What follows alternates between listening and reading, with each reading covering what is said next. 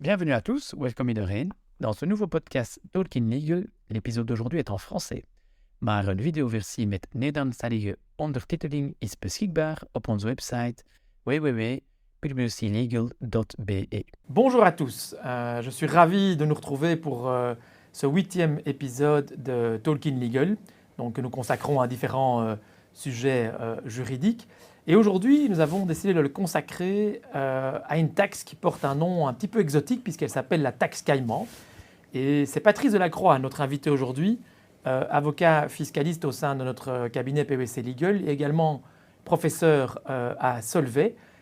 Patrice est spécialisé dans la taxation des patrimoines.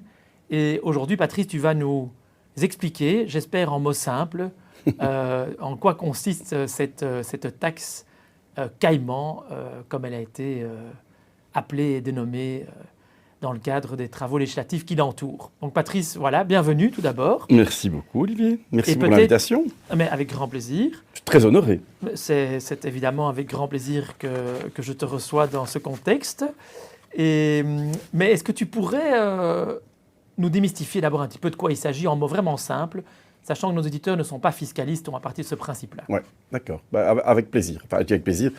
Oui, avec plaisir. Je vais essayer de démystifier, de simplifier cette matière, mais qui est complexe, qui est passionnante. Moi, j'ai le plaisir de travailler sur cette matière depuis maintenant près de 10 ans. C'est une taxe qui a été introduite dans le paysage fiscal belge en 2015. C'est une taxe qui s'applique uniquement aux personnes physiques. Donc, ce n'est pas les sociétés, c'est pour des personnes physiques.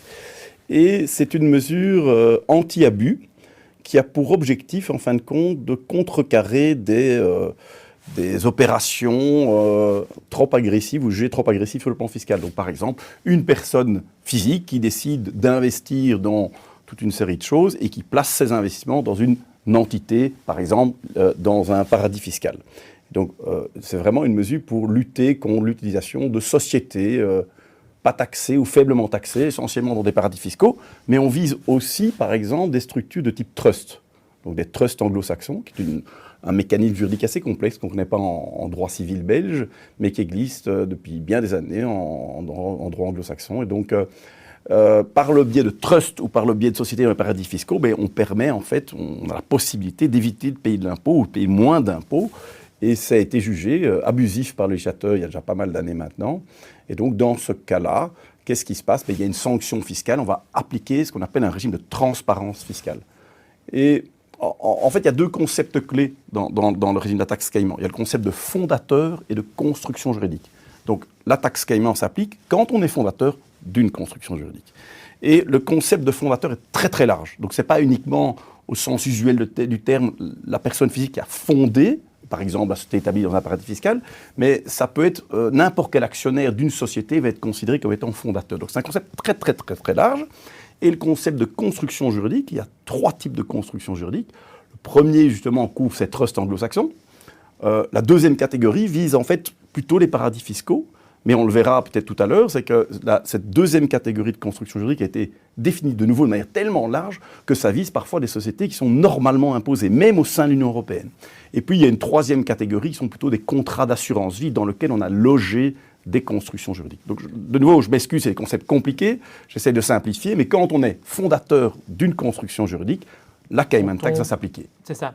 Mais alors peut-être un point important, il n'est évidemment pas interdit de posséder ou d'être actionnaire d'une société dans un paradis fiscal. Non. Il n'est pas interdit d'être le bénéficiaire d'un trust. Non. Donc, quelque part, c'est permis, mais on lutte contre l'utilisation abusive de ces structures. C'est exactement ça. Donc, on n'est pas dans des situations de fraude fiscale, parce que si on était dans une situation de fraude fiscale, il y aurait d'autres mesures qui s'appliqueraient déjà. Donc, on est dans un cas où on a constitué, par exemple, une société dans un pays pour y bénéficier d'un régime fiscal avantageux. Et le législateur belge estime que OK, on peut le faire, mais à ce moment-là, il y a une sanction qui s'applique, qui est cette taxation en transparence. Mais oui, donc, on n'interdit pas de créer une construction juridique, ça c'est tout à fait vrai. Oui.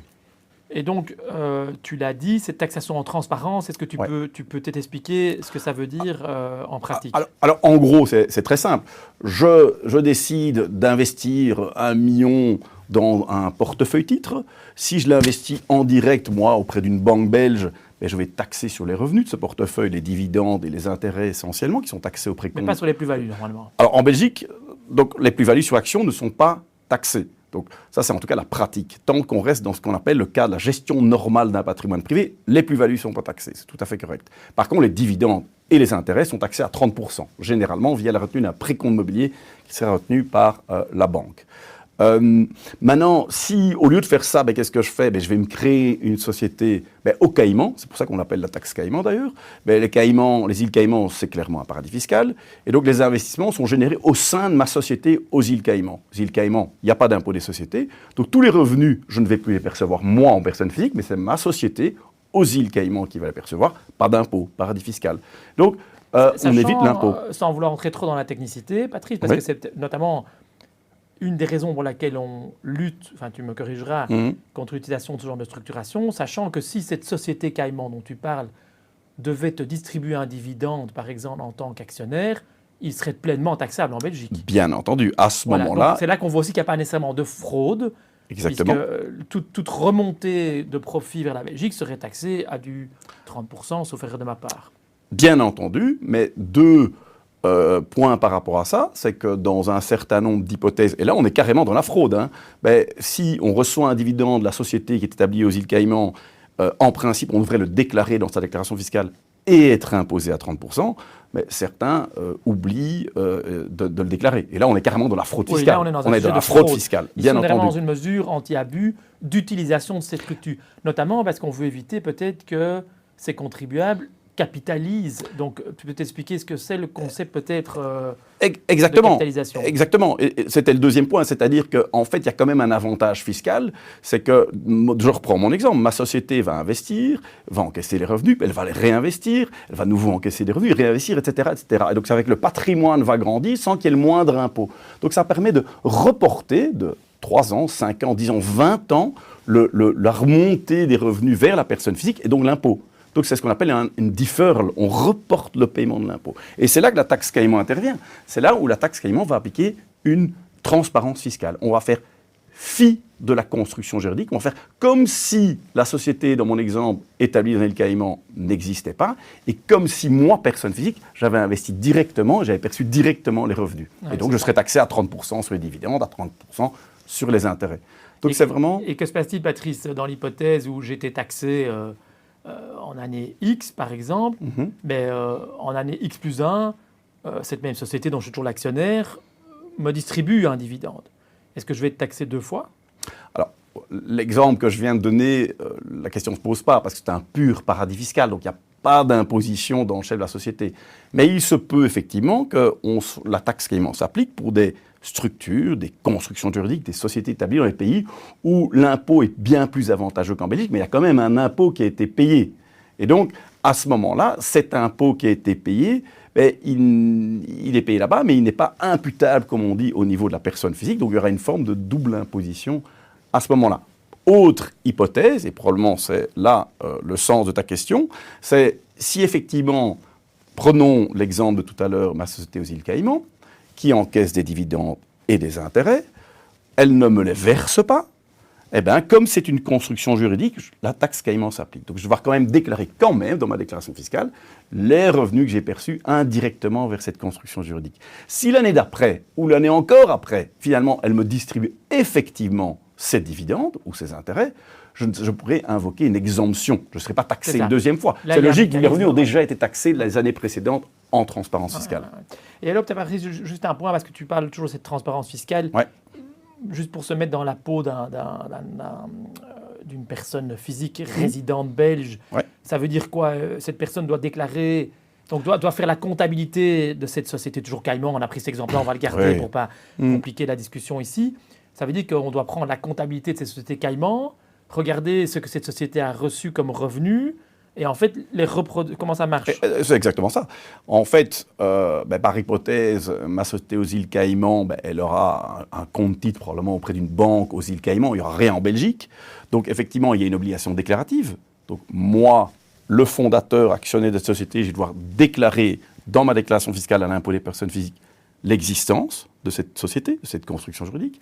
Mais je vais devoir également déclarer en transparence tous les revenus qui ont été générés au travers de cette construction juridique, ce qui requiert effectivement d'avoir toute une série d'informations suffisamment granulaires que pour compléter sa propre déclaration IPP, il faut obtenir cette information à temps, Et donc, ça demande un peu de travail, un peu de suivi, de monitoring. Alors, dans l'exemple qu'on a, qui est notre exemple de base, hein, c'est peut-être pas si compliqué que ça, parce que c'est moi qui ai créé cette société, je suis actionnaire à 100%, je contrôle cette société, j'ai accès à toutes les informations. Mais ce qui est très délicat et très problématique, me semble-t-il, avec cette taxe Caïman, c'est qu'elle s'applique pour tout fondateur, tout actionnaire, mais peu importe qu'il soit minoritaire ou majoritaire. Donc, même avec 2%, même avec 1%, ouais, on sera obligé aussi de le déclarer. Et parfois, on n'a pas accès à cette information-là. Mais ça, c'était justement une de mes questions. On va peut-être sur les comptes de revenus, parce que tu as parlé de fondateur, en effet, qu'il y avait deux concepts juridiques. Être fondateur et avoir une construction juridique. Exact. Mais tu peux peut-être un petit peu élaborer sur qu'est-ce qu'un fondateur et quelles sont les conditions pour qualifier de fondateur. En fait, il y a 4 catégories de fondateurs. La première catégorie, c'est le fondateur qui a vraiment créé la construction juridique. Donc celui qui a fondé cette construction juridique. Facile. La deuxième catégorie, ça vise les fondateurs qui n'ont pas créé la construction juridique, mais qui ont fait des apports de cash, de biens ou autres à la société, à la construction juridique. Donc les fondateurs apporteurs. La troisième définition de fondateurs, ce sont les fondateurs qui sont héritiers. Donc eux, ils n'ont même ni apporté, ni constitué la construction juridique, mais sont les héritiers de ceux qui l'ont fait. Donc ça va très très loin, exactement, c'est par l'effet de la succession. Et puis il y a une quatrième catégorie de fondateurs qui va encore plus loin. D'ailleurs, pour être tout à fait honnête, je ne comprends pas toujours exactement ce qu'on veut dire. On vise également les titulaires de droits juridiques et de droits économiques sur la construction juridique. Donc les droits économiques, ok, les droits juridiques, c'est pas exactement ce qu'on vise. Une catégorie un peu plus générale.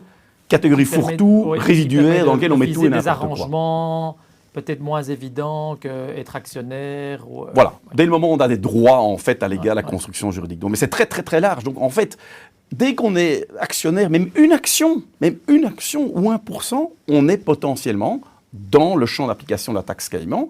Mais vous imaginez bien qu'avec 1% d'une société, on n'a pas toutes ces informations sur ce qui se passe dans la société étrangère. Et les fondateurs, donc ces 4 catégories, est-ce qu'il doit y avoir des liens entre eux ?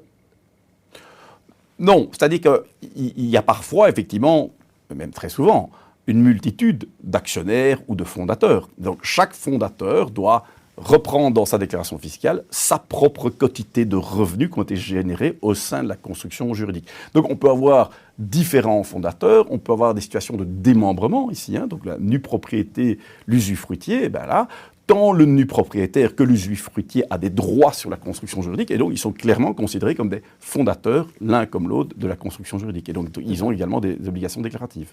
Et ils ne doivent pas nécessairement avoir de lien de famille entre eux ou quoi que ce soit. Non, alors...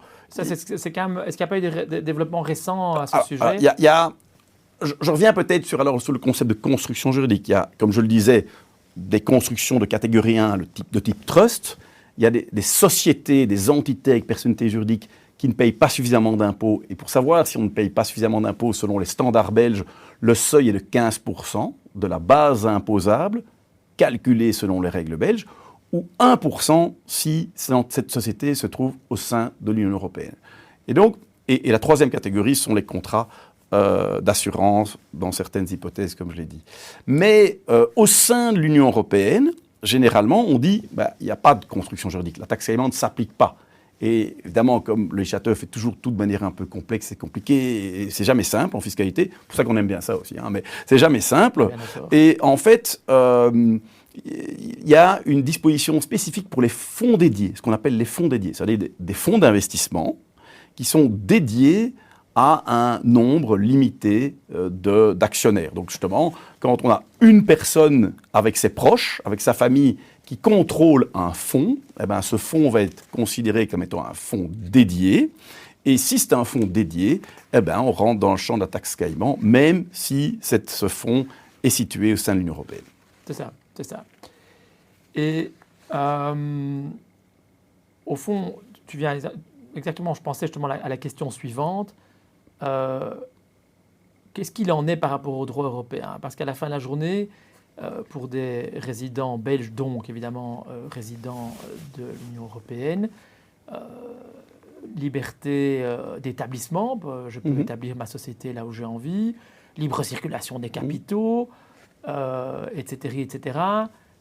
Est-ce que là, derrière, il n'y a quand même pas une certaine potentielle contrariété avec les libertés fondamentales du traité?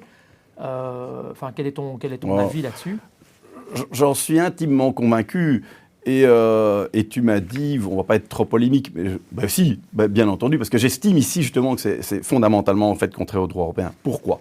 Parce qu'en fait, quand une personne physique qui crée une société belge, une société holding, une société patrimoniale, mais les sociétés belges ne sont pas visées par la Cayman Tax. Ce ne sont pas des constructions juridiques. Donc, moi, je peux très bien mettre une partie de mon patrimoine dans une société patrimoniale. Moi, en tant que personne physique, je ne serai pas taxé tant que cette société ne me verse pas un dividende. Ouais. Donc, dès le moment où on a investi dans des véhicules belges, on n'est pas taxé.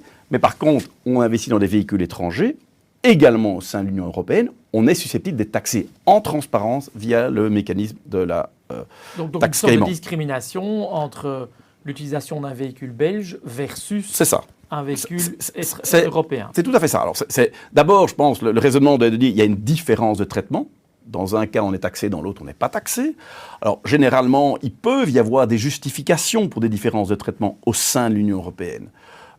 Et la justification qui, vraisemblablement, en cas de litige, serait apportée par le fisc belge, par l'administration fiscale belge, je dis, oui, mais c'est une mesure qui est légitime parce qu'elle a pour objectif de lutter contre, si pas la fraude fiscale, en tout cas une certaine forme, soit d'évasion fiscale, soit de planification fiscale jugée trop agressive. Une mesure anti-abus.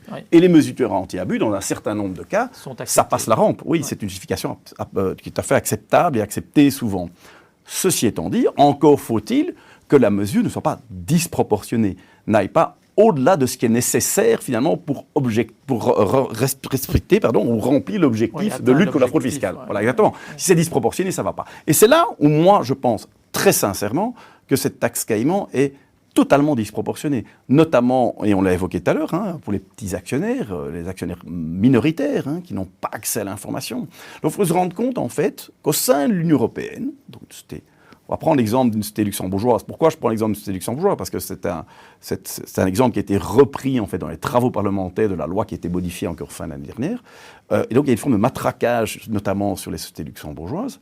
Et on le sait tous, il n'y a pas d'harmonisation fiscale, en fait. Ni au niveau mondial, mais même pas au niveau de l'Union européenne. Ni pour les personnes physiques, ni pour les sociétés. Alors pour les sociétés, c'est un peu le grand rêve de la Commission européenne qui a essayé à plusieurs reprises d'imposer une forme d'harmonisation de l'impôt des sociétés, mais n'y arrive pas pour l'instant. Donc on n'a pas d'harmonisation fiscale. Donc c'est logique qu'il y ait des règles fiscales, des réglementations fiscales différentes en Allemagne, en France, au Luxembourg, en Belgique.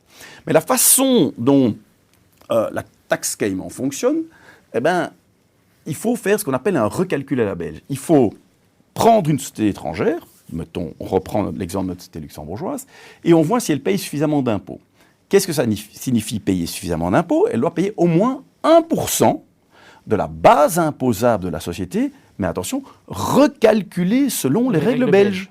Et pas recalculée selon les règles luxembourgeoises ou allemandes ou françaises, non, selon les règles belges.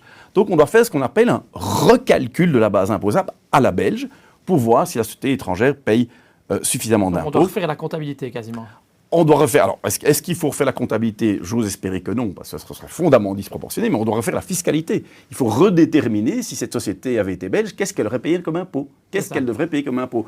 Et donc, ça, imaginez-vous un investisseur lambda qui a 1% d'une société étrangère, mais déjà, il faut être au courant de ces règles, il faut les comprendre. Il faut avoir accès aux informations comptables et fiscales de la société étrangère. Il faut faire un recalcul à la belge. Donc ça signifie être suffisamment calé en fiscalité pour refaire ces recalculs à la belge. Donc ça va extrêmement loin. Et là où moi ça me choque, le terme est peut-être un peu fort, mais ça où ça m'interpelle en tout cas, c'est que cette règle s'applique de manière mécanique, sans qu'il y ait le moindre début d'abus qui doivent être prouvés. C'est cela. Alors, oui. Je pense que l'administration fiscale belge va dire non, je ne suis pas d'accord avec ce que vous dites là, parce qu'en fait, il y a ce qu'on appelle l'exception de substance. Et c'est tout à fait correct. Donc, ça dit que la taxe Cayman ne s'appliquera pas si la société étrangère a suffisamment de substance. Parce que là, on considère qu'il n'y a pas d'abus à ce moment-là. Mais il y a deux problèmes avec cette exception de substance. C'est que d'une part, il est mis clairement dans la loi qu'on ne peut pas invoquer cette exception de substance pour les sociétés patrimoniales, à savoir pour les sociétés dont l'objet et le placement, finalement, d'investissement de ses fondateurs. Oui, presque substance, peut-être, Patrice, pour les auditeurs, c'est une société qui, alors, comme le nom l'indique, a suffisamment de substance là où elle est établie, Oui. En termes de moyens, en termes de personnes employées, Exact. en termes d'activités. Donc c'est vraiment l'idée que ce ne soit pas une société boîte aux lettres. Exactement. Ouais. Et ça se justifie, évidemment. Hein. Combattre les sociétés boîtes aux lettres, je trouve ça tout à fait légitime et Bien normal. entendu, ouais. Mais la difficulté, c'est que cette question de substance, qui prend de plus en plus Dans les d'importance, activités patrimoniales est plus compliquée. et c'est plus, et pour une société holding, c'est pas évident à démontrer le niveau de Oui, parce que substance la requis. gestion d'un portefeuille financier ne nécessite en fait même pas d'avoir quelqu'un sur le payroll nécessairement. Voilà, parce qu'on va sous-traiter à des On va banques sous-traiter privées, à on va des- sous-traiter à ceci, à cela, entendu, oui. à des avocats, etc. Donc, ce concept de substance est compliqué. Et donc, dans le cas de la taxe Cayman, donc, on ne peut pas apporter cette preuve qu'on ait suffisamment de substance, d'une part pour des sociétés que je qualifierais de patrimoniales, alors qu'une société patrimoniale belge est tout à fait permise, et là, on ne demande rien en termes de substance. Ouais, hein. c'est ça.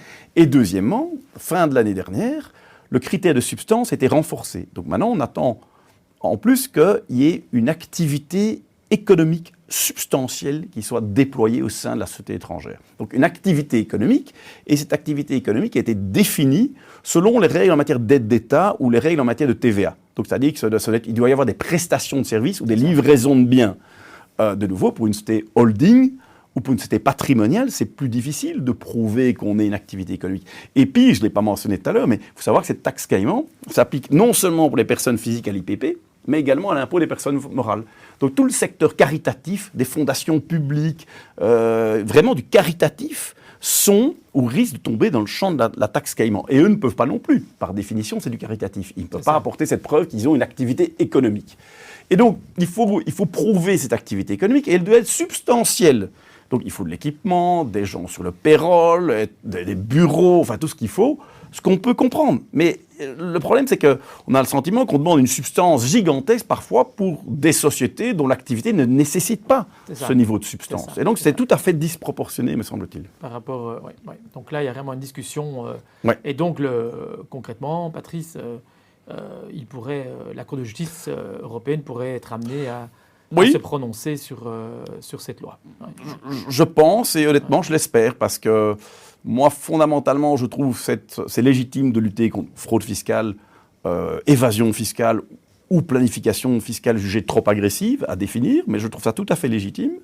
Mais je trouve aussi que appliquer des mesures anti-abus dans des situations qui ne sont absolument pas abusives de manière automatique, je trouve que ça ne va pas. Je trouve que c'est disproportionné. Donc j'espère et j'espère pouvoir m'y atteler, que des affaires vont être portées soit devant la Cour constitutionnelle, soit auprès de la Cour de justice de l'Union européenne, parce qu'il y a les arguments de droit européen, on les a évoqués, et donc ça c'est au niveau de la Cour de justice de l'Union européenne, ça doit se défendre et se décider, mais il y a probablement aussi, avec les nouveautés, parce que le régime a été amendé fin l'année passée, il y a aussi des arguments, je pense, tirés du principe d'égalité de traitement au regard du droit constitutionnel. Donc je pense que dans les prochains mois, tout ça va encore évoluer, et que des questions seront posées auprès de ces juridictions, et on verra ce qu'il en sera. Mais je suis assez convaincu qu'il y a un vrai problème. Et alors, Patrice, fin de l'année passée, il y a des nouvelles. Le régime a été modifié, et notamment, nos auditeurs pourraient se dire est-ce que ça ne va pas faire fuir éventuellement certains investisseurs qui habitent en Belgique et se dire c'est très compliqué, ça ne me convient pas pour X raisons.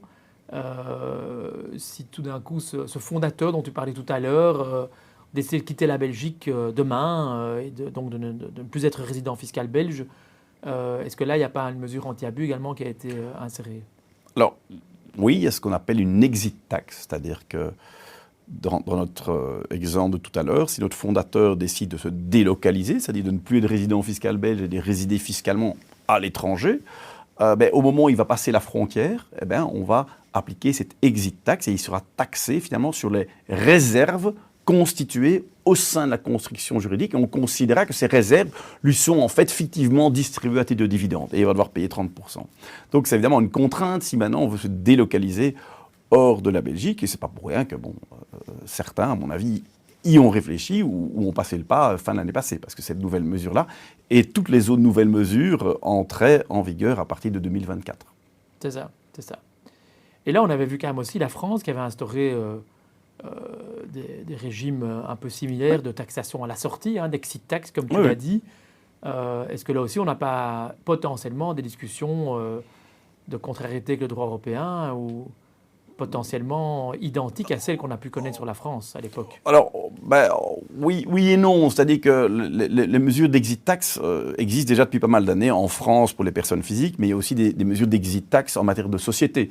Et en fait, donc, dès le moment où une société transfère son siège d'un pays à un autre, mais là aussi, il y a une taxation au moment du passage de la frontière. Et ça a été accepté par la jurisprudence européenne sous certaines conditions.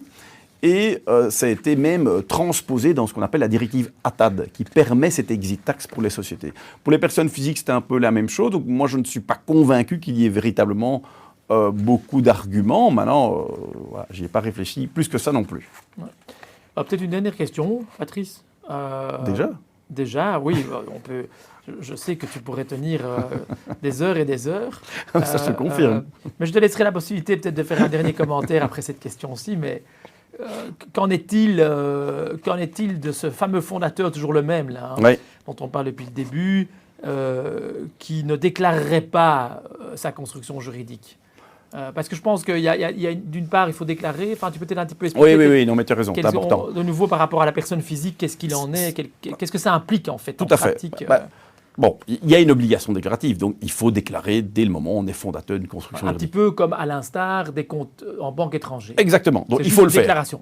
Voilà, exactement. Il faut le faire. Il faut le faire. C'est comme ça, c'est la loi, il faut s'y tenir, il faut le respecter. Et d'ailleurs, si on ne le fait pas, les sanctions sont quand même assez lourdes, parce qu'on parle d'une amende de 6 250 € par an, par construction juridique non déclarée. Donc, prenons un exemple d'une société qui est détenue par une famille avec 3 enfants et monsieur, madame, il y a un démembrement, mais en fin de compte, ils sont tous d'une manière ou d'une autre fondateurs, et donc ça voudrait dire déjà 6 fois 6 250, je te laisse calculer parce que j'y arriverai pas, mais ça fait un peu d'argent par an. Donc, non seulement il faut le faire parce que la loi impose de le faire, et en plus, il y a clairement un incitant à le faire, parce que sinon, ça peut coûter très cher. Ceci dit, il y a déjà des cas de jurisprudence où certains contribuables, qui n'avaient pas déclaré pour différentes raisons, se sont vus infliger ces amendes et ils ont été contestés le niveau des amendes auprès des tribunaux.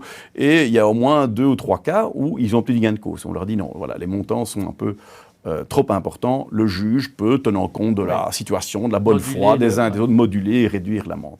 Mais bon, il faut faire attention à ça. D'autant plus que récemment, les délais de prescription, les délais d'imposition ont été modifiés. Donc, les délais d'imposition sont les délais en dehors lesquels l'administration fiscale peut corriger une déclaration fiscale et imposer, en fait. Et ce délai était généralement de 3 ans. Eh bien, ce délai a été étendu à 10 ans lorsqu'on est face à une déclaration dite complexe. Et un des cas de déclaration complexe, c'est lorsqu'il y a une construction juridique qu'il faut déclarer, donc lorsque la taxe Caïman est susceptible de s'appliquer. Donc ça veut dire 10 ans. Donc le fisc a 10 ans pour vous imposer, pour vous infliger des amendes. Imaginez-vous, vous avez pendant 10 ans, vous n'avez pas déclaré votre construction juridique, c'est 62 500, ça je sais encore le calculer, ça fait un peu d'argent, donc il faut faire très attention à ça également. Oui, donc quand même, il y a l'aspect sanction, mais il y a l'aspect également gestion du risque et de l'incertitude que ça peut engendrer, à tort ou à raison. Bien entendu, ça, c'est pas la discussion, mais 10 ans, c'est évidemment très très long. Exactement. Oui, tout à fait. Et je sentais quand même que tu voulais peut-être terminer sur un point qui était peut-être cher. Est-ce que tu avais l'air frustré que nous en terminions maintenant déjà? Mais... Je n'étais ni frustré, je n'ai même pas de point particulier supplémentaire à évoquer. Je pense juste, mais je l'ai déjà dit, je pense juste que ce qui m'embête, c'est l'extension de cette taxe Caïman à la société européenne. Tu es un spécialiste du secteur depuis des années. Oui, je pense... C'est pas une question d'être pour ou contre, mais quel est en fait ton avis en fait, sur cette taxe mais c'est tout à fait ça. Moi, je pense, j'espère, j'ose être quelqu'un plutôt nuancé. Donc, j'essaye toujours de me mettre à la place aussi du législateur, qui doit boucher les trous parfois, parce que de temps en temps, il y a effectivement de la planification fiscale agressive. Donc, je peux comprendre tout ça.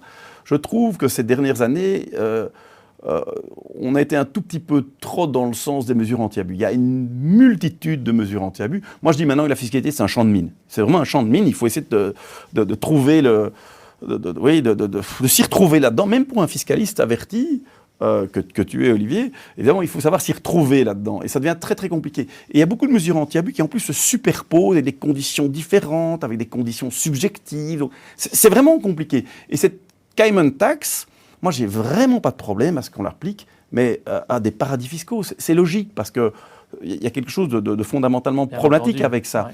Mais quand c'est... Tu l'as dit toi-même, on est au sein de l'Union européenne. Au sein de l'Union européenne, il y a la liberté d'établissement, la libre circulation des capitaux. On peut encore décider d'aller travailler dans un autre pays, on peut investir dans une société établie dans un pays, on peut créer une succursale, une agence, une société. C'est ça l'Union européenne. C'est ça l'Union européenne. Et donc, on ne peut pas mettre d'obstacle par rapport à ça. Et cette mesure Caïman est pour moi une espèce de présomption générale de fraude qui est problématique. Et donc, moi, je préférais honnêtement revenir à la version avant 2018, qui était de dire... Au sein de l'Union européenne, il n'y a pas de problème, la taxe ne s'applique pas, sauf quelques cas particuliers, quelques sociétés qui bénéficient d'un régime fiscal de faveur. Ça, je le comprends parfaitement. Ouais. Et pas l'inverse. Ici, c'est toute société européenne est potentiellement taxée, à charge à chaque fondateur de faire des petits calculs, de s'assurer qu'il n'y ait pas de problème, etc. Et donc, on est dans une espèce de zone grise, de grande insécurité juridique pour des sociétés qui, somme toute, sont normalement taxées dans leur état de résidence. Mais tu l'as dit, si je peux partager en effet mon avis également, c'est que cette mesure-ci est une mesure parmi toutes les mesures qui ont été prises ces dernières années, mais quand on les colle toutes ensemble, on se rend compte que le niveau d'insécurité juridique pour les contribuables est en train d'augmenter terriblement. Et ça, c'est probablement ce qui fait peur, parce qu'on est dans une logique de fiscalité tout à fait répressive, Oui. de plus en plus, et donc avec évidemment ce que ça implique en termes de compliance pour les contribuables. Oui, et il y a eu probablement, mais ça date déjà maintenant, il y a 20, 25, 30 ans, il y a probablement eu des abus qui ont été commis où effectivement les règles fiscales à l'international étaient assez souples, assez légères, il y a des plannings assez un peu agressifs. Mais depuis maintenant la crise de 2008 et toute la réglementation, l'avalanche de réglementation est arrivée, mais le mouvement de balancier s'est totalement inversé. Et donc maintenant, on est dans du répressif, effectivement. Et donc, on dit encore en Belgique, le choix de la voie la moins imposée est encore là. Ben oui, le principe est encore là, mais ça, pour moi, ça devient théorique. En pratique, ça devient très, très compliqué d'invoquer ou de tenter d'appliquer ce choix de la voie la moins imposée. Parce que l'administration fiscale a tous ces outils, ces mesures anti-abus entre ses mains, dont la taxe Caïman, et donc ça devient très, très, très compliqué d'en sortir. Et parfois, on le voit même dans la pratique, où ces mesures anti-abus sont appliquées, indépendamment de la taxe Caïman, dans des situations qui ne sont absolument pas problématiques, absolument pas abusives. Et donc, c'est compliqué.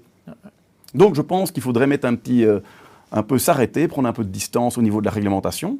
Et je le dis pour les législateurs belges, mais c'est au niveau européen aussi. Hein. Ce n'est pas que les législateurs belges là-dedans. À un moment donné, il faut prendre un peu de distance, regarder tout ce qu'on a et arrêter de continuer à empiler comme ça ces mesures anti-abus de plus en plus. Quoi. Oui. Ben, j'entends que stratégiquement, l'idée pourrait être justement d'aller vers une plus grande harmonisation européenne et de quelque part mettre sur la table toutes ces mesures anti-abus et de les balayer et d'enfin revenir vers une logique plutôt de fiscalité positive, qui serait de recréer en fait un climat européen plus positif, harmonisé, et qui éviterait en fait cette tendance répressive, qui est en fait probablement destructrice de valeur. Je pense en effet, et c'est le rêve de la Commission européenne, qui essaie déjà à 3 reprises, qui a encore un projet en cours pour tenter d'harmoniser, mais on voit encore que certains États, je ne vais pas citer de nom, mais certains États bloquent un petit peu, parce qu'en matière fiscale, il ne faut pas oublier qu'au niveau européen, c'est encore l'unanimité qui prévaut. Donc chaque pays, en fait, chaque État membre a un droit de veto au niveau fiscal. Hein. Et donc ça bloque pas mal d'initiatives. Mais c'est vrai que, la situation fiscale internationale est compliqué. Et je crois que c'est important aussi pour le grand public qu'ils entendent ça, qu'il y a plein de réglementations qui ont été prises aussi pour lutter contre ces abus, etc. Donc tout ça, ça a été fait. Et c'est bien, je le répète, c'est bien. Je trouve juste que maintenant, on est arrivé à un point où on va trop loin. C'est exactement ça. On va terminer sur ces derniers mots. Patrice, merci en tout cas pour ta présence. Merci également aux auditeurs de nous avoir suivis jusqu'ici, puisqu'il faut nous entendre, c'est que vous avez suivi jusqu'à la fin pour un sujet quand même relativement technique. Et bien entendu, on se retrouve pour un prochain épisode dans peu de temps. Voilà. À très bientôt. Au revoir. Au revoir.